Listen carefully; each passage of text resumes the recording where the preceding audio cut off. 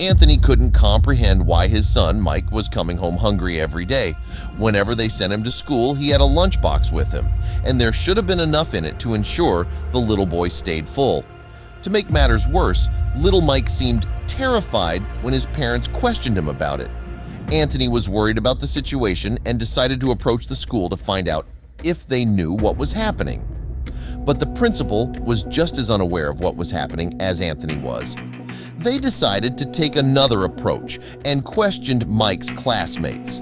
The other students told them that Mike never brought lunch from home. This information shocked Anthony to his core. He was confused by the fact that the other students were under the assumption that Mike didn't have food because the family was poor. He thought something must have happened in the hallway or while Mike was going to school. He addressed his concerns with the principal, who offered to help him find the truth. When Mike was called out of class and asked about the food, he started crying, which made his parents feel even worse. But he didn't offer up any information. The principal immediately called the substitute teacher, Clive, into his office. And when he saw Anthony sitting there, his demeanor changed. The principal confronted Clive about Mike and his situation, but Clive said he had no idea what they were talking about. However, his act wasn't as convincing as he believed it was. Since Mike refused to tell them what was happening and Clive insisted that he knew nothing, their hands were tied. Over the next few days, the situation seemed to get worse. Mike refused to talk to his parents, making it look like Anthony's visit to the principal worsened matters. Anthony had had enough of waiting and decided it would be best to take matters into his own hands. The very next day, he drove to the school and confronted Clive. When Anthony confronted Clive, the substitute teacher remained calm. But he did tell Anthony that things weren't as they appeared to be. After the two men had their conversation, every single alarm bell in Anthony's head went off. It wasn't what the teacher said that had his suspicions raised, though. It was just that the whole interaction gave Anthony a strange feeling. On his way home, Clive's words kept echoing through Anthony's mind. When he got home, Anthony came up with a fantastic idea. He put Clive's full name into Google, hoping he would get some answers. To his great astonishment, he could only find the man listed on one website. It was the primary school he had worked at before joining Mike's school. He decided to call the school and hear what they had to say. But the information they gave him had his concerns shooting through the roof. Anthony couldn't contain his concern anymore, and during the family dinner, he asked Mike if Clive was doing something they needed to know about.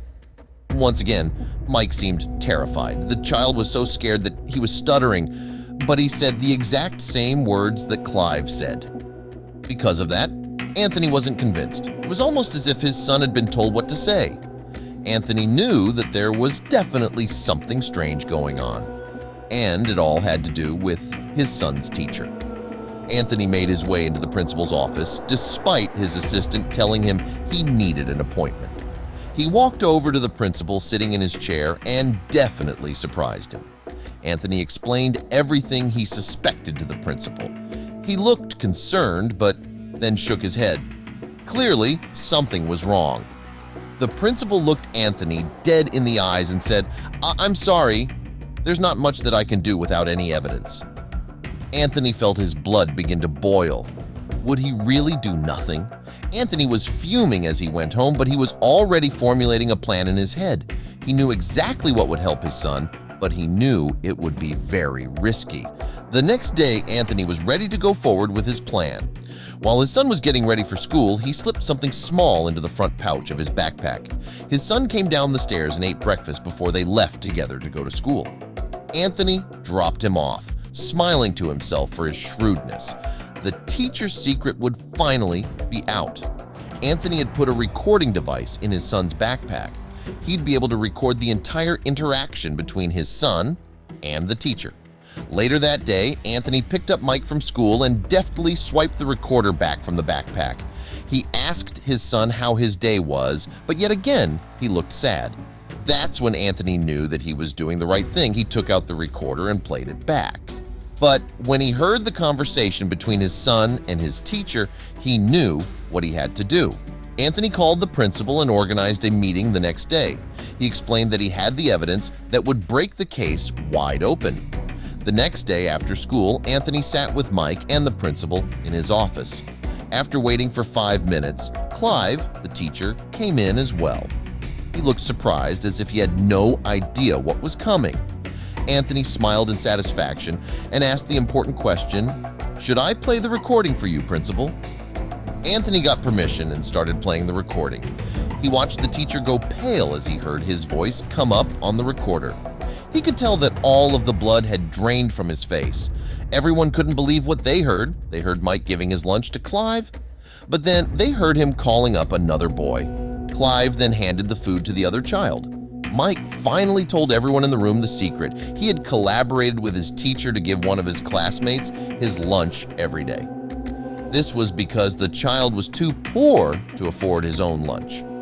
Mike was happy to give up his food for a less fortunate student, and Clive was proud of him for doing so. Mike was embarrassed and didn't want anyone to know. But from then on, Anthony packed his son 2 lunches.